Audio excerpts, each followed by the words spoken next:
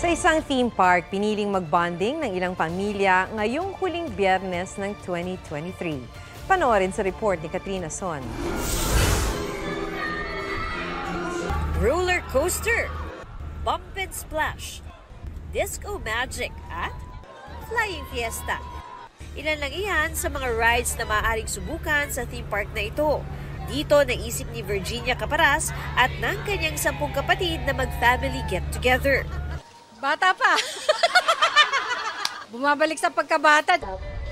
Hindi sila umatras sa isa sa mga sikat ditong ride na Anchors Away.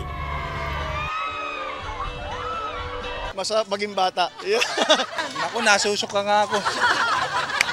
Para sa mga init na init na at naghahanap ng kakaibang adventure, ang ride na to ang para sa inyo. Ang ilan naman, dito nag-family bonding at reunion. Nag-enjoy po ang bawat isa po, mga pabata, mga patanda talaga. It's very nice. It's just like the experience that we had in the United States. Matagal na kami hindi nakakapunta, galing kaming abroad.